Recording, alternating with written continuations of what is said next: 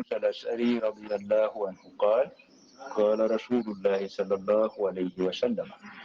إذا كان يوم القيامة دفع الله إلى كل مسلم يهوديا أو نصرانيا فيقول هذا فقاقك من النار. أبو موسى الأشعري وي النبي صلى الله عليه وسلم وي ko nyande darngal wa'i Allah cenɗo o duñanan ha kala julɗo fu yahudinkejo walla nasraninkejo wi'e mo bo nda o ɗo latti fittorgol ma har yiite. Imam Nawawi tami fassirgo ɗum. Wa fi riwayatin anhu an an-nabiy sallallahu alayhi wa sallam qala yaji'u yawm al-qiyamati nashur min al-muslimina bi dhunubin amsal al-jibal yaghfiruha Allahu lahum. Yimɓe ɓe ngaran nyande darngal be zunubaji mbaɗi bana koseje her mawnugo Allah cenɗo o yafano ɓe mawnugo zunubaji mawnata har yafuye Allah ka.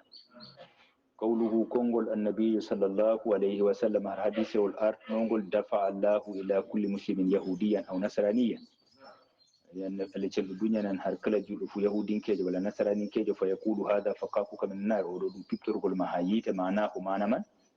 ما جاء في حديث أبي هريرة كوري الحديث أبو هريرة رضي الله عنه اللي تنو يردمه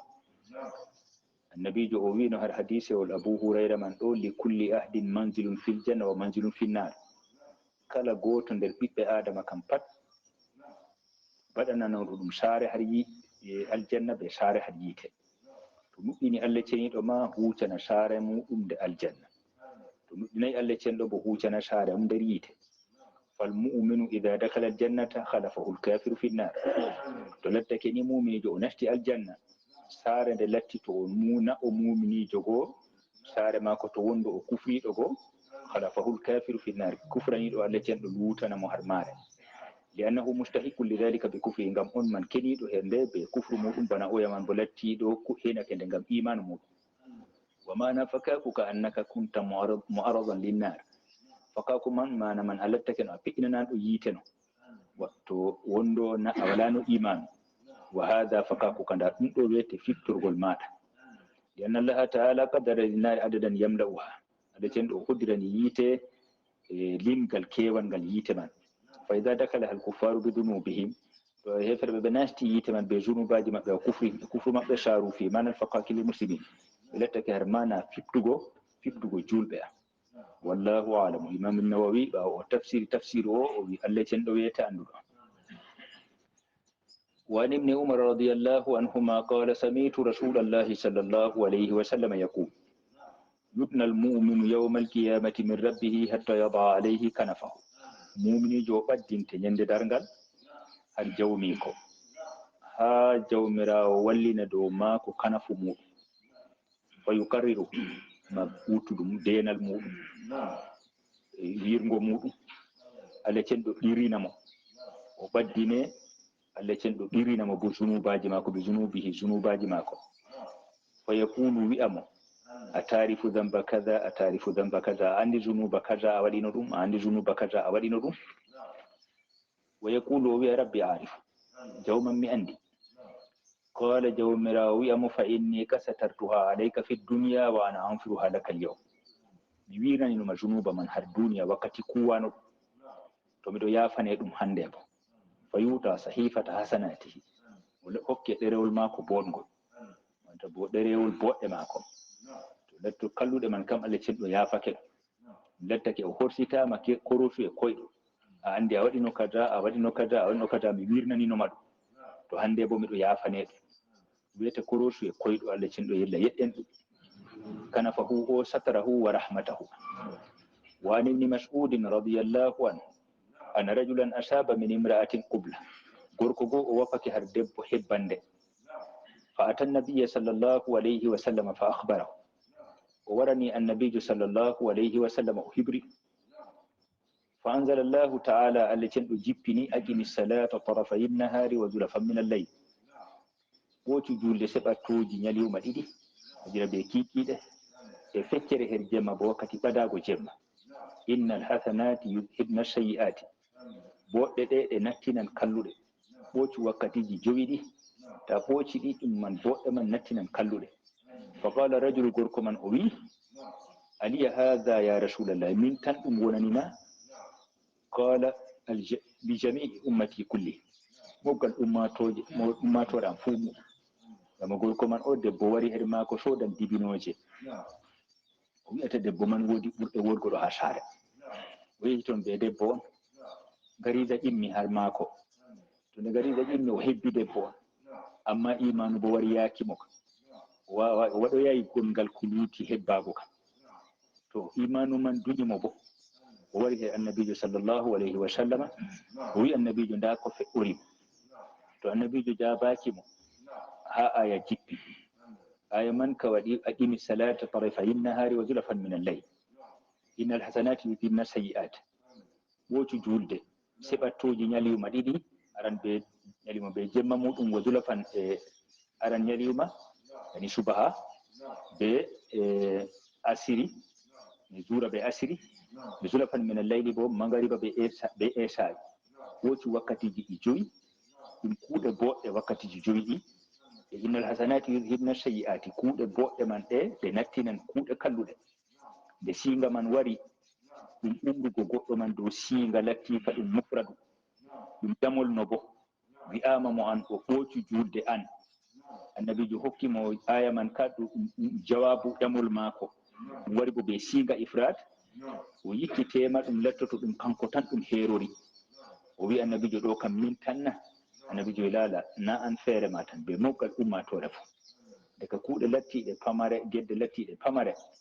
ɓe jaforte be ɗowaje lattiɗe mawɗe ɗeɗo to bana hebbande man foti lettoto ɗum limete ɗum hunde famarde amma to lettake ɓi adama duumaki dow majum o man kam haali mako ni andinan na ɗum goɗɗo no baɗowo ɗum feƴƴori mo noon kañum latti e mbiyata pamaral man bo to duumake dow magal lattake ɗum kuugal ngal foroy kam ngal lettoto ɗum manggal ngam woodi susɗugo dow Allah cen ɗo har huugo pamare man min cusɗuki man kiiki sanji to wayɗaɗa biya pamaral man wartira ɗum manggal to kanden hinnayeji Allah cen ɗo peeciɗi ɗuɗɗum bo yaafete her boofi ɗi yimɓe mbaɗata man jaforte be ɗowaje ɗe yimɓe kuwata وعن أنس رضي الله عنه قال جاء رجل إلى النبي صلى الله عليه وسلم قلت أبو أنس ووريه النبي صلى الله عليه وسلم فقال يا رسول الله أصبت حدا فأقيم عليه ويا النبي جمي وفك حدي وادي هون دين كد تيمي دومو يعني دين بعد تيم حدي كم تم عقوبة شرعية عقوبة مقدرة شرعا ينقى دا قدرة كدك شريعة كوادي دو عقوبة الكجاوات ɗum latti urfu andaɗo kam ha fukaha uyan kam to ɓe mbi haddi ɗum uquba muhaddada yani muqaddara shar'an ngam jiha goɗɗo huwi hunde mala o wuji masalan taygo jungo ɗum haddi masalan o jeeni racmugo mo man ɗum haddi walla ɓoccugo mo man ɗum haddi o hakaza to o kasfi goɗɗo o haadi ɗum to bo haddugo mo ɓocci 50 walla o yari giya ɓocca mo man fu ɗum hududji to amma to lettake ni hunde nde o huwi man nde wala ko sari'a hoddiri her maare amma sari'a kaɗɗonde kam ɗo man bo to lettake woodi ɗum kam ɗum joftante ɗum alkaali kiitowo man on kañum on hoddirta deydey fodde nde nerata mo ɗo bo ha urful fikki kam ɓe mbiya ɗum ta'azir neego amma ha ɗo kam a sabtu haddan man ɗo on man ɗum haddi man o wi o wopi amma ko nufete ɓe mum bo ta'azir imma ko o wi man ɗum ko woni e maako man ɗum o yikki ɗum ko na ɗum haddi man bo o yikki ɗum haddi man noon o wari o woliri ɓe a sabtu haddan man faqim ho alayya o wi darno ɗum waɗ haddi man do o haɓarti salatu julde waɗi gorko man o ƴami annabijo sallllahu alayhi wa sallam alhaali julde bo ɗon no yaaliri wakkati man fa salla ma rasulillahi sallllahu alayhi wa sallam o juldi ɓe annabijo sallllahu alayhi wa sallam falamma qada salata nde o tibini julde qala wiyata ya rasulallah o wi annabijo inni asabtu haddan faqim fiya kitaballahi mi wopake haddi darnuɗo am har am deftere Allah ceniɗo qala hal hadarta mana as-salah annabijo yimo a jaalirɗo ɓe amin julde ndena qala o wi na qala annabijo yimo qad gufira laka yafanama ma muttafaqun alayhi fottaɗo dow muɗum qawluhu asabtu haddan mi woppake haddi man manahu masiyatun tujibu ta'zira mana majum ɗum geddal gajibinal ngal ta'zir ne'ego walaysa almuradu alhadda alshar'iyya alhaqiqiyya imam an-nawawi o wina ko nufete be majum kam haddi shar'inkejo haqiqinkejo on bana ka haddi zina bana haddi zina haddi jenu wal khamri bana giya wa gairihima e tanamaji fa inna hadhihi al-hudud la tashkulu bi salati gam haddiji ɗi kam ɗi janata be julgo to wala yajuzu lil imami tarkuha e daganta ko bo laamiɗo julɓe accugo ɗi to wondo ɗi jottake ɗum kam sai hutinira sai waɗa haddi ma hadise man o muttafaqun alayhi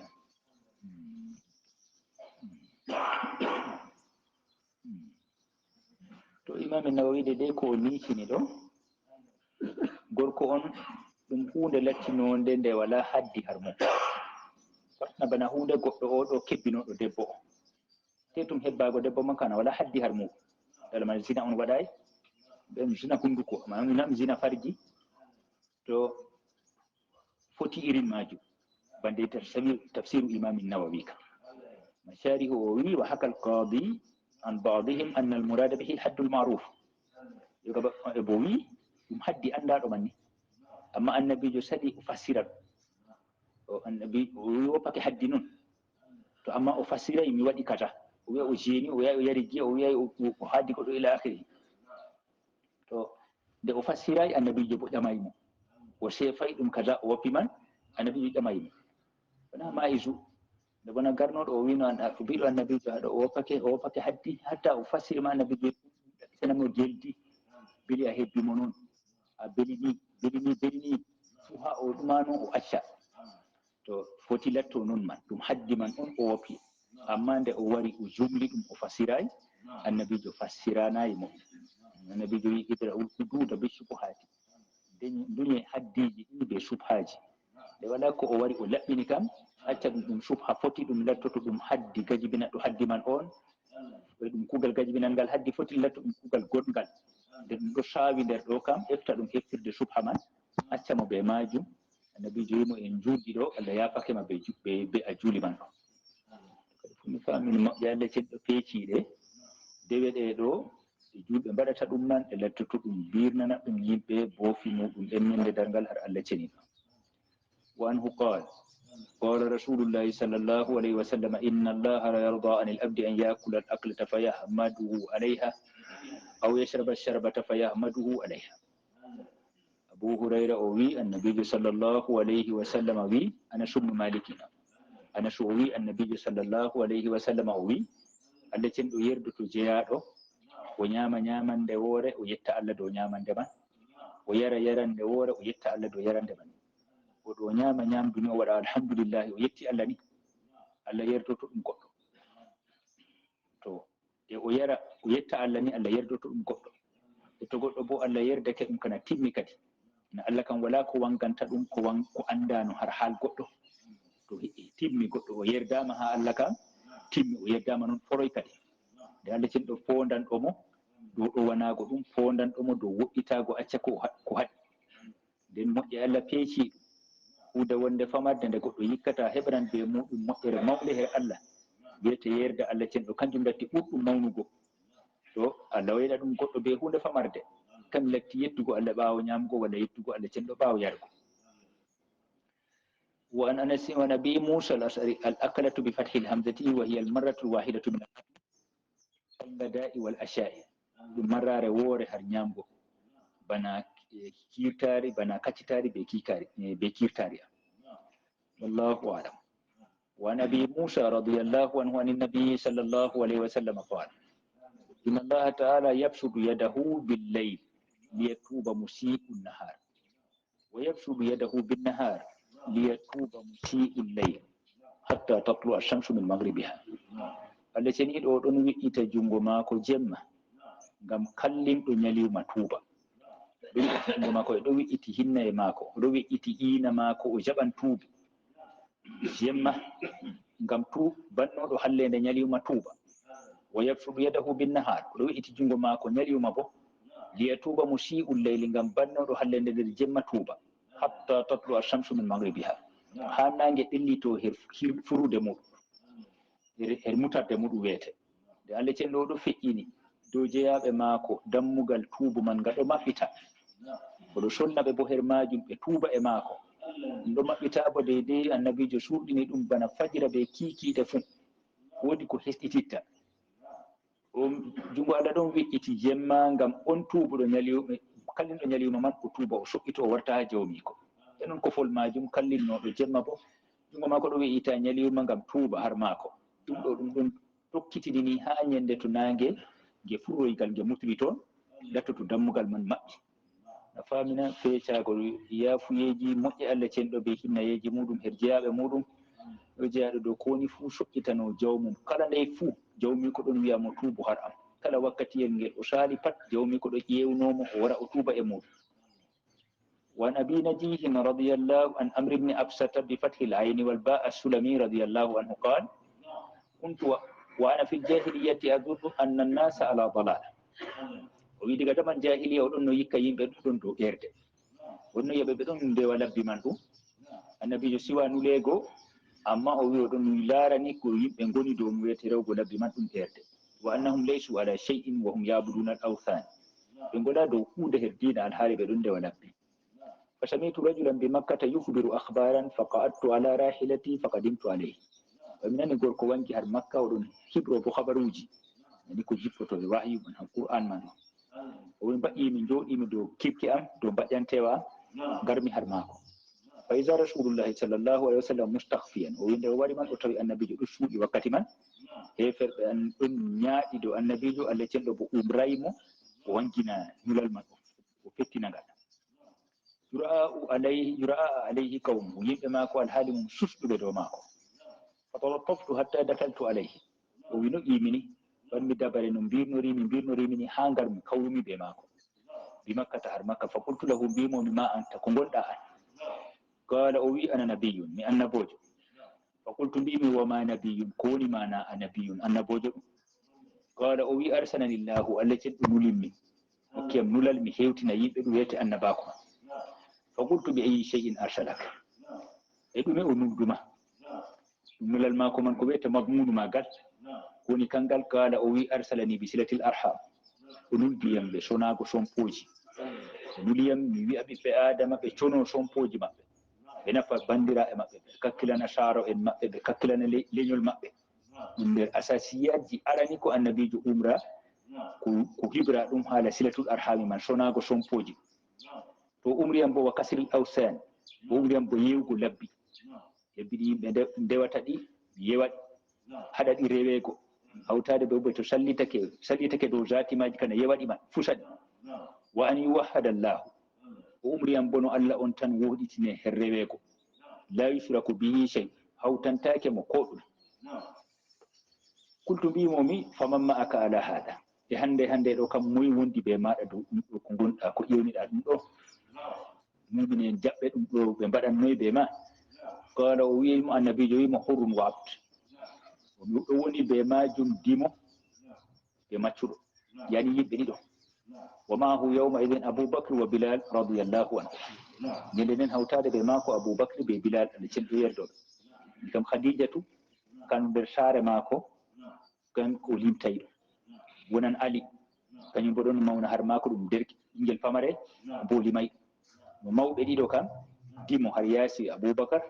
radiallahu anhu e bilal bo radiallahu anhu ɓeɗo latti mumin en wakko kanko amru mo absata man o fe'o o wara fa qultu mbimi inni muttabi'uka mbimomi mi tokkete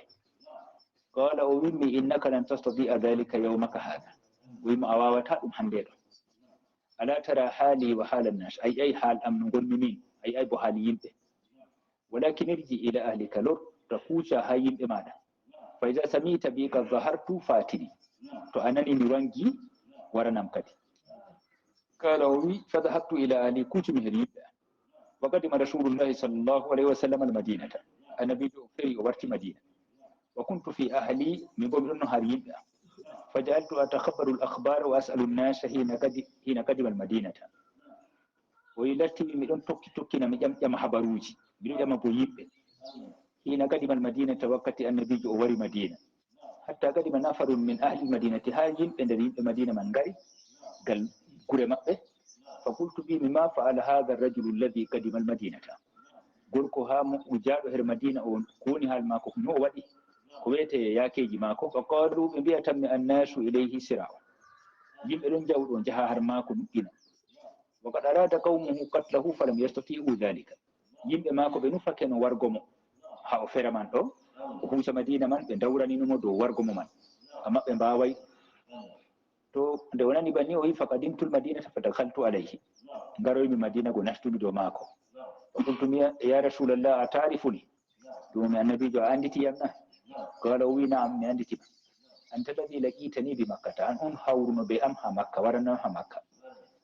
qala o wi fa qultu ya rasulallah akhbirni amma allamaka llahu wa ajhalu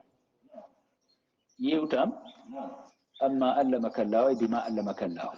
ko allah andinma wa ajhaluhu min ɗudullal akhbirni ani salati hibran har julde qala o wi salli salata subhi summa ksur o wiyam julde subaha ta a juuli subaha kam rammitit kadi ɓawaɗo ka tawat julde tanaf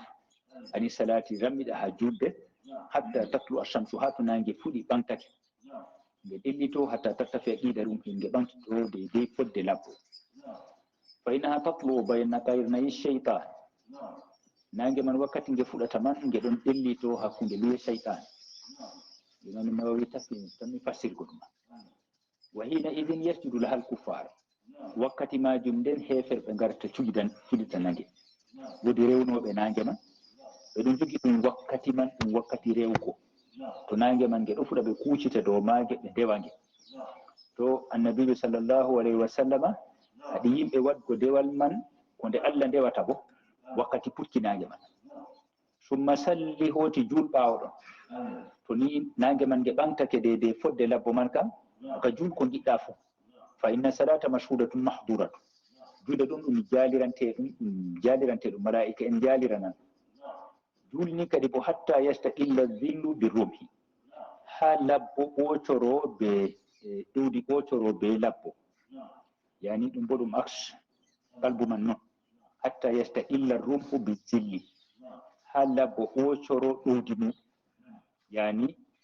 to a darni labbo caka caknage a tiggi labbo caka caknage kam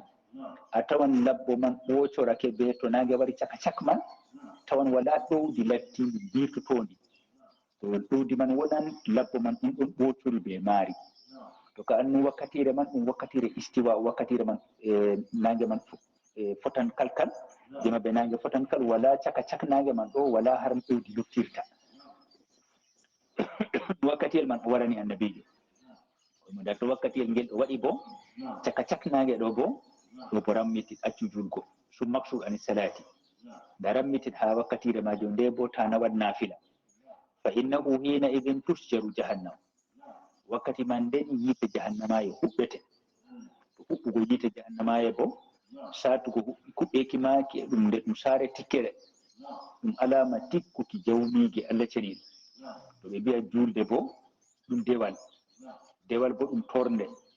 torde bo waɗatake wakkati toreteɗo on alamaji tikkere ɗon bangi alamaji tikkere mako ɗon bangi kañum latti huɓɓugo yiite man nge jammita nge wakkati caka caknage ma to fa ida akbala alfayu to ɗowdi huciti to hunde daride caka cak majum ɗo to nde fuɗɗi takkingo ɗowdigal jiha funage ɗo ka fa salli jul wakkatiyel ngel kaɗanana julgo he muɗum go salake fa inna salata mashhuratun mahduratun julde ɗum jaliranteɗum hatta to salli al asara ha juula asiri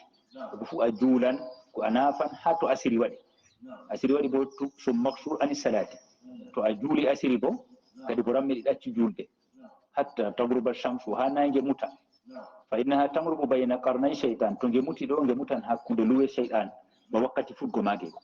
wa hina idin yasjudu laha al kuffar wakkati majum heferɓe cuyganta nge to tidirmo wakkatiji julgo majum to amma to nange muti wala muskil esa'i bo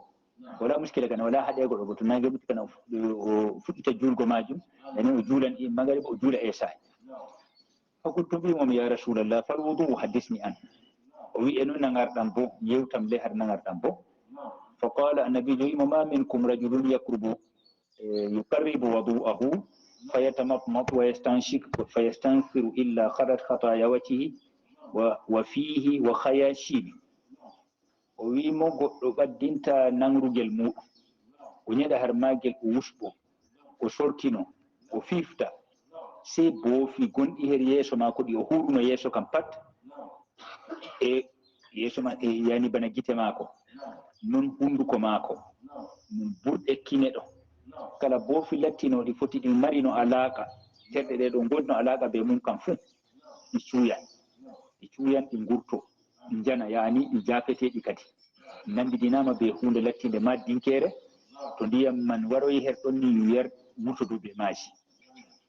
to summa ida gasala wacahu to o looti tarde yeeso maako kama amarahullahu bano Allah cenɗo umri mo illa kharrat khataya waccihi min atrafi liyadi boofi yeeso maako man cuuya her seɓatto wakkude maako ma alma'i hewtade be ndiyam summa yansilu yadayhi ila almirfaqain nde o loota juuɗe maako ha coɓɓuli illa kharrat khataya yadayhi min anamirihi ma alma'i si boofi juuɗe maako man cuuyan kañum bo doƴƴo ndo o ngurto her kooli maako har kooli juuɗe maako summa yamsahu ra'sahu hoti o maswa hoore maako ɓaawo lotgo juuɗe ha coɓɓuli man ɗo bo illa kharrat khataya rasihi boofi hoore maako man cuuya min atrafi sharihi seɓatto gasa maako ma alma'i hawtade ɓe ndiyam summa yansilu qadamayhi ila alkabain o loota kolɓule maako tambankoje maako bo wadda ha kolɓule to looti tambankoje o yettini ha kolɓule bo illa kharrat khataya rijlayhi boofi ɗi kosɗe maako man fuu ɗi cuuya ɗi jana min anamilihi her kooli kosɗe maako ma alma'i hawtade ɓe ndiyam fa in huwa qama fa salla to immake ɓaawo nangugo o juuli fa hamidallaha wa asna alayhi wa majjada o yetti Allah cenɗo o mawti dow mum o teddini ɗum billadi huwa ahlum ko latti dunke muɗum o farranga qalbahu lillahi ta'ala o firwini ɓernde maako har Allah cenɗo o mawnini Allah cenɗo nde ɓernde maako illan sarafa min khati'atihi sey o firlititto o warta boofi maako ko hay'atihi yawma waladatu ummuhu bana hay'a maako bana yaake maako ñande dada maako dañimo fa haddatha amru bnu absata bi hadha alhadis aba umamata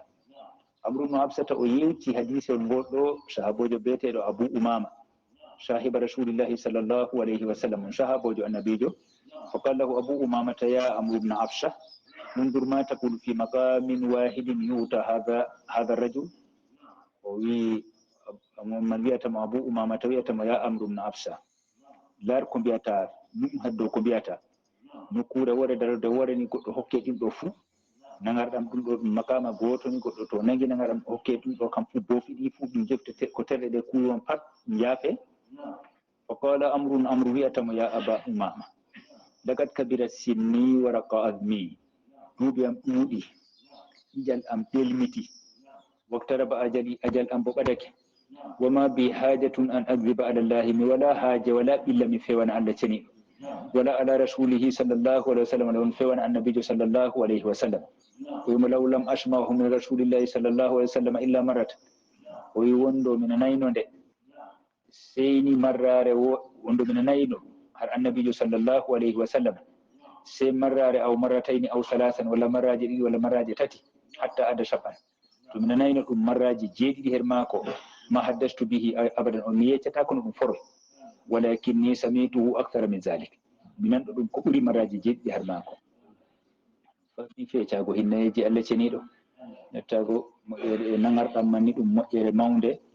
nde goɗɗo lortotto be muɗum gedde susɗuɓe mi juutitintoɓe wanginanɓe ɓural dow annabihi riwayatul masuratu imamu nawawi Allah hinnomo o wi jura'a man kanjum letti riwaya lolluka rawahu lhumaydi wa gayruhu hira'un bi kasri lha'il muhmalati wa qala manahum gudabun zawu gammin wa hammin yimɓe maako tikkuɓe dow maako kad ila sabruhum bihi hatta athara fi aysabihim muñal maɓɓe timmiri ɓe ngam sabida maako ha soyde muñal man battini her ɓalli maɓɓe min qawlihim ɗum koya ɗum har konngol maɓɓe mbiya hara jismuhu ɓanndu maako waylake yahri emi wayla ida nakasa min alamin aw gammi to ɓanndu maako man ndu nakkisake ndu rufi ngam sabida na walla ɓanndu walla bo ngam sabida suno mettan ɓeram wa sahihu annahu bil jim jura'a wo konngol cahingol kam bil jim jura'a qawluhu sallllahu alayhi wa sallam bayna qarnay cheytan hakkunde luwa cheyɗanu nangue man nge fuɗata ay nahiyatay rasihi buttundi hoore magel wal muradu tamthil amma misalu majum ko nufete ɓe man kan ɗum misal waɗgo tamsil na ɗum mana man na ɗum cheyɗanu ngel waran ngel be luwe magel nangue man wara fuɗa dow luwe magel ɗum tamsilu ɗum waɗgo misal mana majum annahu hina idin yataharraku cheyɗan wa shi'atuhu wakkati fuɗgo nange man shayɗanu man jimboto ɓe jam'are mum ɓe tuujana nange man wayta salladuna ɓe callito dow yimɓe wa qawluhu yukarribu wadu'ahu manahu yuhaddiru lma alladi yatawadda'a bih o yalinal nangar ɗam ɗam o nangata ɓe muɗum wa qawluhu illa khadat khatayahu huwa bilkha'i lmujamati ay sakadat junubaji man ɗi jani wa rawahu baduhum jarrat biljimi wa sahihu bilkha'i illa jarat khatayahu jofima yani bofima ko ila dogga o wari riwayatul jumhur kharrat o imam an-nawawi o wi kanjum lati riwayatul jumhur wa qawluhu fayastanfiru bo ay yastakhriju ma fi anfihi min adan o wurtina ko woni her kina mako ɗum ta ko woni ndiyam nastinanoɗam ko wan nasaratu taraful anf nasara man ɗo seɓatto kine wiyete nasara man ونبي موسى الأشعري رضي الله عنه عن النبي صلى الله عليه وسلم قال إذا أراد الله تعالى رحمة أمة قبض نبيها قبلها وجعله لها فرضا وسلفا ولكن أموي هناك أماتوري وتمد أن نبو جمارة يسو مارة دين حلقتا لطم من بين حلقاتا دي لطباو أن نبو جمارة